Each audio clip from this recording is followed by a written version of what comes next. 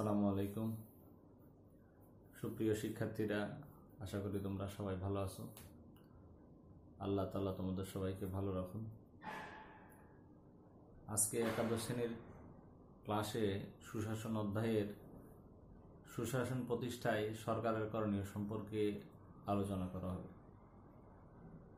সুশাসন নিয়ে আমরা কয়েকটা ক্লাস ইতিমধ্যে শেষ করছি এবং সুশাসনের ব্যাপারে সবচেয়ে বেশি করণীয় সরকারেরই। অর্থাৎ সরকারের সদিচ্ছা সুশাসন প্রতিষ্ঠায় গুরুত্বপূর্ণ ভূমিকা রাখে।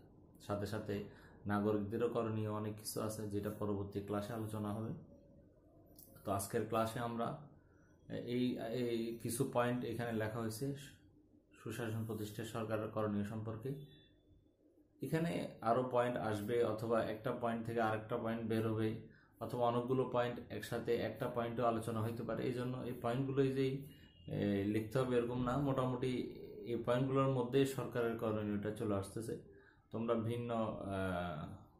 ভিন্নভাবে পয়েন্টগুলো উপস্থাপন করতে পারো, এটা তোমাদের স্বাধীনতা আছে, এবং এক এক বইতে এক একভাবে পয়েন্টগুলো আলোচনা করা আছে। মূলত আলোচনাগুলো পয়েন্ট যাই থাকুক, মূলত আলোচনাগুলো একই রকম বেশিরভাগ ক্ষেত্রেই, কারণ সরকারের করণীয় যা এটা মোটামুটি সব বইতে একই রকমভাবে আলোচনা করা আছে, যদিও বা পয়েন্টগুলো ভিন্নভাবে লেখা। তো এই জন্য আমরা এখানে প্রায় 20টার মতো পয়েন্ট লিখছি। তো আশা করি এক ক্লাস না হোক 2 ক্লাসে আমরা পয়েন্টগুলোর ব্যাপারে তোমাদেরকে ধারণা দেওয়ার চেষ্টা করব। তো ঠিক আছে, দেখা যাক কি কি পয়েন্ট আমরা এখন দেখি। তো প্রথম পয়েন্টটা যেটা আলোচনা করেছে, দেখো, অংশীদারিত্বমূলক উন্নয়ন প্রকল্প গ্রহণ। অর্থাৎ সরকারের যে উন্নয়ন প্রকল্পগুলো সরকার জনগণের অথবা দেশের উন্নয়নের জন্য যে প্রকল্প গ্রহণ করে, এগুলো অংশীদারিত্বমূলক হতে হবে। এবং নিচে একটা পয়েন্ট লেখা, কয়েকটা শব্দ লেখা আছে, দেখো, participative development tends to sustainable development. অর্থাৎ আমাদের যে উন্নয়নগুলো অংশীদারিত্বমূলক হবে, এগুলো টেকসই উন্নয়ন হবে। এখানে সুশাসন প্রতিষ্ঠার ক্ষেত্রে সরকারের প্রধান কর্তব্য হলো একটি অংশীদারিত্বমূলক উন্নয়ন পরিকল্পনা করা। অংশীদারিত্বমূলক পরিকল্পনা সংশ্লিষ্ট দেশটির জন্য সবচেয়ে বেশি টেকসই উন্নয়নের পথ নির্দেশ করে, যে কোনো দেশে হোক। এটা তুমি যেটা বললাম, অংশীদারিত্বমূলক উন্নয়ন হলেই সেটা টেকসই হবে। অংশীদারিত্বমূলক উন্নয়ন পরিকল্পনায় জনগণের অংশগ্রহণ নিশ্চিত করতে হয়। এর আওতা কোনো নির্দিষ্ট সময়ের মধ্যে দেশের অধিবাসীদের সর্বাঙ্গীন কল্যাণ সাধনের জন্য সুস্পষ্ট লক্ষ্য স্থির করা হয় এই পরিকল্পনার আওতায়। সামাজিক সম্পদসমূহের জন্য বিলি বণ্টন ও ব্যবহারের জন্য রাষ্ট্র নিযুক্ত সুনির্দিষ্ট সংস্থা দ্বারা দেশের অর্থনৈতিক অবস্থার বিশদ সমীক্ষা ও গভীর বিবেচনার পর সিদ্ধান্ত গ্রহণ করা হয় এই উন্নয়ন পরিকল্পনায়। এতে করে রাষ্ট্রে সম্পদের সুষম বণ্টন ও উন্নয়ন হয়ে থাকে। তো নিশ্চয় পয়েন্টটা তোমাদের এই কিছুটা হলো এই পয়েন্ট সম্বন্ধে তোমাদের ধারণা হয়েছে। অর্থাৎ যে সরকার যে উন্নয়নমূলক কাজ করবে, এই উন্নয়নমূলক কাজের মধ্যে জনগণকে অংশগ্রহণ করবে, সেটা জনগণের মতামত দ্বারা হোক, জনগণ চাহিদা অনুযায়ী উন্নয়ন করা, যে এই উন্নয়নগুলো টেকসই উন্নয়ন হয়। আচ্ছা, এরপর হচ্ছে মানব সম্পদ উন্নয়ন। সুশাসন প্রতিষ্ঠার জন্য সরকারের আরেকটি করণীয় হলো মানব সম্পদ উন্নয়নের উদ্যোগ নেওয়া। মানব সম্পদ উন্নয়ন বলতে দেশের জনগোষ্ঠীকে শিক্ষা ও প্রশিক্ষণ এবং স্বাস্থ্যসেবা ও চিকিৎসার সুবিধা দেওয়ার মাধ্যমে দক্ষ কর্মক্ষম জনশক্তি হিসেবে গড়ে তোলাকে বোঝায়। ফিজিক্যাল ক্যাপিটাল অর্থাৎ ভৌত পুঁজি এবং কলকবজা, যন্ত্রপাতি, দালান কোঠা, জমি জমা ও প্রাকৃতিক সম্পদ ব্যবহারের মাধ্যমে কোনো দেশের অবকাঠামোগত উন্নয়ন সম্ভব হলেও মানবিক উন্নয়ন সম্পন্ন হয় না, মানবিক উন্নয়ন সাধিত হয় না। সুশাসন প্রতিষ্ঠার জন্য অবকাঠামোগত ও মানবিক উন্নয়ন উভয়টি প্রয়োজন। মানবিক উন্নয়ন সম্ভব না হলে মানব সম্পদের ঘাটতি সুশাসনের ক্ষেত্রে প্রতিবন্ধকতা হয়ে দাঁড়াবে। মানবিক উন্নয়ন বলতে ব্যক্তির নিজের ব্যক্তিত্বের উন্নয়নকে বোঝায়। জাতিসংঘের সহযোগিতায় পরিচালিত এক গবেষণাপত্রে একজন অর্থনীতিবিদ মাহবুবুল হক মানবিক উন্নয়ন বলতে বেশ কিছু সূচকের কথা উল্লেখ করেছেন, যেটাকে ইন্ডিকেটর বলে, অর্থাৎ যেগুলো থাকলে বোঝা যাবে যে এখানকার মানব সম্পদ উন্নত। এটা হচ্ছে শিক্ষা, স্বাস্থ্য, জীবনকাল, মাথাপিছু আয়, নারী উন্নয়ন, শিশু স্বাস্থ্য, মৃত্যুহার হ্রাস ইত্যাদি। এইসব সূচকে উন্নয়নের মাধ্যমে কোনো দেশের মানবিক উন্নয়ন সম্ভব। মানে এই সূচকগুলো যত উপরের দিকে হবে তখন মানব সম্পদ উন্নয়ন তত বেশি হবে। এরপরের প্রশ্ন, যেটা পরের পয়েন্ট, মানব সম্পদ উন্নয়ন নিশ্চয়ই তোমরা বুঝছো। তো মানব আমরা যে জনগণ আছে, জনগোষ্ঠী আছি, এটাকে বোঝা না করে সম্পদে পরিণত করা। আমাদের যে বিশাল জনগোষ্ঠী, বাংলাদেশের বিশাল জনগোষ্ঠী, পৃথিবীর অনেক দেশে জনসংখ্যার অভাব, জনসংখ্যা গ্রোথ রেট মাইনাস, তারা বিভিন্ন দেশ থেকে মানুষ নিয়ে যেতে চায়। অর্থাৎ আমরা আমাদের এই জনগোষ্ঠীকে যদি সঠিকভাবে প্রশিক্ষণ দিই, এটাই আমাদের সম্পদে পরিণত হবে। এই জন্য মানব সম্পদ উন্নয়ন জরুরি, এবং সরকার এই জন্য বিভিন্ন প্রশিক্ষণ কর্মশালা চালু করছে। বিদেশে পাঠানোর আগে বিভিন্ন ধরনের ট্রেনিংও দিচ্ছে মানুষকে, এবং দেশে সহজভাবে বিভিন্ন ট্রেনিংয়ের ব্যবস্থা করা হয়েছে। এবং এইসব জায়গা থেকে ট্রেনিং নিয়ে জনগণ বিভিন্ন নিজেদের আয় রোজগারের ব্যবস্থা করতেছে এবং নিজেদের জীবনযাত্রা মান উন্নত করতেছে। এরপর আমরা দেখতেছি পরের পয়েন্টটা, আইনসভাকে কার্যকর করে তোলা। তো এই পয়েন্টটা বিস্তারিত আলোচনার বিষয়, আমরা কিছু আলোচনা করতে। সুশাসন প্রতিষ্ঠায় সরকারকে আইনসভাকে কার্যকর করে তুলতে পদক্ষেপ গ্রহণ করতে হবে।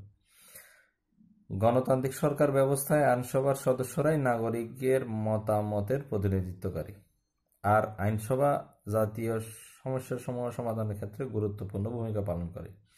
সুশাসনের অন্যতম গুরুত্বপূর্ণ উপাদান জবাবদিহিতা নিশ্চিত করার ক্ষেত্রেও জোরালো ভূমিকা পালন করে আইনসভা।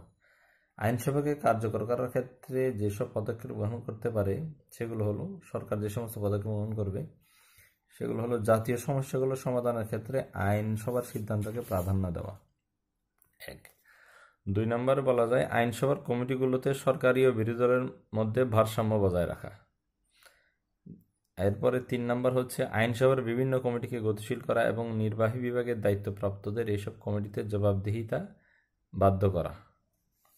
এখানে একটু ব্যাখ্যা করে তোমাদের কথাটা, আইনসভার বিভিন্ন কমিটি থাকে এবং এই কমিটি যারা দায়িত্বপ্রাপ্ত থাকেন, নির্বাহী বিভাগের দায়িত্বপ্রাপ্তদের এসব কমিটিতে জবাবদিহিতা, অর্থাৎ এখানে নির্বাহী বিভাগ বলতে তোমাদের অর্থাৎ মন্ত্রিসভা, বিভিন্ন দপ্তরের মন্ত্রী অথবা বিভিন্ন দায়িত্বপ্রাপ্ত যে সমস্ত ব্যক্তি আছেন সরকার থেকে, এই সমস্ত ব্যক্তিদেরকে এই কমিটির কাছে জবাবদিহি করতে হয় এবং সেই ব্যবস্থা করা। তারপরে রাজনৈতিক নিরপেক্ষতা বজায় রাখার জন্য আইনসভায় পৃথক ও স্বাধীন আমলাতান্ত্রিক কাঠামো গড়ে তোলা। আমলাতন্ত্র আসলে সেটা একটা রাজনীতি নিরপেক্ষ প্রতিষ্ঠান, এবং সেটাকে কার্যকর করে তুলতে হলে আসলে রাজনীতি নিরপেক্ষ পেশাদারিত্ব প্রতিষ্ঠান হিসেবে গড়ে তুলতে হবে, যারা ব্যক্তির মানে প্রয়োজনটা দেখবে, তার বর্ণ পরিচয়টা দেখবে না, তার দলীয় পরিচয়, বর্ণ পরিচয়, ধর্মীয় পরিচয় এইসব না দেখে তার প্রয়োজনটা দেখে সেই হিসেবে ব্যবস্থা, এরকম একটা আমলাতান্ত্রিক প্রতিষ্ঠান গড়ে তোলার জন্য আইনসভায় কাঠামো তৈরি করতে হবে। এরপরে হচ্ছে সুশাসন বিদ্যমান এমন রাষ্ট্রসমূহে আইনসভার সদস্যদের পাঠিয়ে প্রশিক্ষণের ব্যবস্থা করা। হ্যাঁ, এটা তো বোঝাই যাচ্ছে। আইনসভার সদস্যদের প্রশিক্ষণ ও গবেষণার সুযোগ সহ যথাযথ দাপ্তরিক সুবিধা দেওয়া, যাতে তারা আইন প্রণয়ন ও সংশোধনে দক্ষ হতে পারে। সেটা সব দেশের ক্ষেত্রেই যারা রাজনীতি করে তারা সাধারণত অনেক ক্ষেত্রেই দেখা যায় টেকনোক্রেট, বিভিন্ন গুরুত্বপূর্ণ দপ্তরে টেকনোক্রেট মন্ত্রী দিতে হয়, কারণ যারা মাঠে রাজনীতি করেন এরা অন্যান্য বিষয়গুলোতে দক্ষতা, দাপ্তরিক বিষয়গুলোতে দক্ষতা অর্জন করতে পারেন না, এবং ন্যূনতম ধারণার জন্য আসলে তাদেরকে প্রশিক্ষণ দেওয়া দরকার। এটা গুরুত্বপূর্ণ একটা বিষয়, আইনসভাকে কার্যকর করে তোলা। এবং এর জন্য আরও অনেক বিষয় আছে কার্যকর, সেটা পরবর্তীতে পয়েন্টগুলোতে আলোচনা করব। এরপরে তোমাদের আরেকটা পয়েন্ট হচ্ছে শান্তি শৃঙ্খলা বজায় রাখা, অর্থাৎ এখানে সুশাসন প্রতিষ্ঠা করতে হলে ল অ্যান্ড অর্ডার সিচুয়েশন যেটা বলে, শান্তি শৃঙ্খলা পরিস্থিতি স্থিতিশীল ও শান্তিপূর্ণ আইন শৃঙ্খলা পরিস্থিতি বেশি প্রয়োজন। আর আইন শৃঙ্খলা পরিস্থিতির স্থিতিশীলতা নিশ্চিত করার প্রধান দায়িত্ব সরকারের। আইনশৃঙ্খলা অবনতি রাষ্ট্রকে দুর্বল শাসনের দিকে ঠেলে দেয়, রাষ্ট্রের নৈরাজ্য ও সামাজিক বিশৃঙ্খলা দেখা দেয়। প্রতিটি রাষ্ট্রে সরকার নিয়ন্ত্রিত আইনশৃঙ্খলা বাহিনী থাকে। সরকার এইসব বাহিনীর মাধ্যমে রাষ্ট্রের আইনশৃঙ্খলা পরিস্থিতি বজায় রাখে।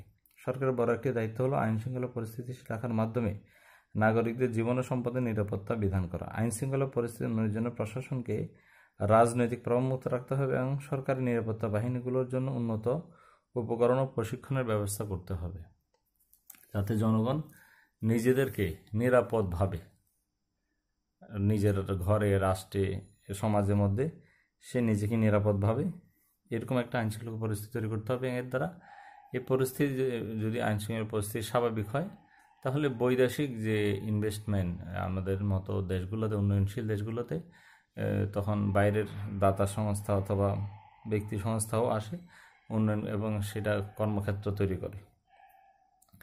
এরপরে আমরা আর একটা পয়েন্ট দেখি, বিচার বিভাগের স্বাধীনতা। আসলে এটা নিয়ে আগেও আলোচনা হয়েছে, বিচার বিভাগের স্বাধীনতা কি, অর্থাৎ বিচার বিভাগের কার্যক্রমের মধ্যে হস্তক্ষেপ না করা। এই হস্তক্ষেপটা বেশিরভাগই আসে সরকার অথবা আইনসভার তরফ থেকে, সরকার ও আইনসভার তরফ থেকে, যেহেতু তিনটা বিভাগ সরকারের। তো এই বিচার বিভাগকে স্বাধীনতা দেওয়া, অর্থাৎ এই দুইটা বিভাগ থেকে মুক্ত করে দেওয়া। কারণ যে কোনো রাষ্ট্রের শাসন ব্যবস্থা বিচার বিভাগের গুরুত্ব অপরিসীম। একটা রাষ্ট্র সুশাসন কোন পর্যায়ে পৌঁছে তা নির্ণয়ের ক্ষেত্রে বিচার বিভাগের দক্ষতা অন্যতম মাপকাঠি হিসেবে কাজ করে। স্বাধীন বিচার বিভাগ অপরাধীকে দণ্ড ও নিরপরাধীকে সুরক্ষা দিয়ে ন্যায় বিচার প্রতিষ্ঠা করে। নাগরিক স্বাধীনতা ও অধিকার এবং ন্যায়ের মানদণ্ডকে সমুন্নত রাখার জন্য কোনো বিভাগ বা সংগঠন অন্য কোনো বিভাগ বা সংগঠন বিচার বিভাগের বিকল্প হতে পারে না। এই জন্য বিচার বিভাগের প্রতি জনগণের আস্থা যদি চলে যায়, সেক্ষেত্রে আইন শৃঙ্খলা পরিস্থিতি রক্ষা করা যায় না, জনগণ নিজের হাতে আইন তুলে নেয় এবং সেক্ষেত্রে দেশে বিশৃঙ্খলা তৈরি হয়। আর যখন বিচার বিভাগের প্রতি জনগণের আস্থা থাকে, তখন জনগণ অন্য কারো, ব্যক্তি, প্রতিষ্ঠান, সরকার, যে কোনো ব্যক্তির পক্ষ থেকে যখনই তার অধিকার নষ্ট হয়েছে মনে করে, তখন সে বিচার বিভাগের কাছেই আশ্রয় নেয় এবং এই আশ্রয় নেওয়ার প্রক্রিয়া যখন বাকি থাকবে, তখন আইনশৃঙ্খলা পরিস্থিতি ঠিক থাকবে, জনগণ বিপ্লবের দিকে, বিশৃঙ্খলার দিকে যাবে না।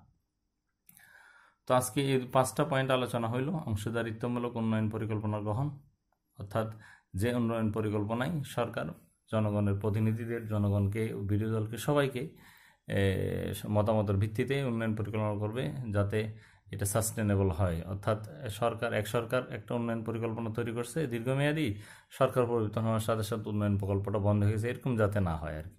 অর্থাৎ এমনভাবে উন্নয়ন পরিকল্পনা করা যাতে সবার অংশীদারিত্ব থাকে এবং উন্নয়ন একটা পর্যায়ক্রমিক অবস্থা চালু থাকতে পারে। মানব সম্পদ মানে ব্যক্তিকে বোঝা না করে সম্পদ হিসাবে তৈরি করা, এই জন্য যা যা প্রশিক্ষণ দরকার এটাই। আইনসভার কার্যকর করে এটা নিয়ে আলোচনা হইল। অর্থাৎ আইনসভায় হচ্ছে এখানে আসলে জনগণের প্রতিনিধি, এখনকার যেহেতু বর্তমান গণতন্ত্র হচ্ছে প্রতিনিধিত্বমূলক গণতন্ত্র, সেখানে প্রত্যেক ব্যক্তির কথা বলার অধিকার নাই, তবে ব্যক্তির প্রতিনিধিরা গিয়ে আইনসভাতে কথা বলবে এবং আইনসভাকে কার্যকর কীভাবে করতে হবে এটা নিয়ে তোমাদের আরও প্রায় 6টা পয়েন্টে আলোচনা হয়েছে। তোমরা এটা বইতেও দেখে নিবা। শান্তি শৃঙ্খলা পরিস্থিতি, বিচার বিভাগের স্বাধীনতা। তো এই 5টা পয়েন্ট আজকে আলোচনা করলাম। পর্যায়ক্রমে বাকি পয়েন্টগুলো পরবর্তী ক্লাসে ইনশাআল্লাহ আলোচনা হবে। তো আজকে এই পর্যন্তই। আসসালামু আলাইকুম।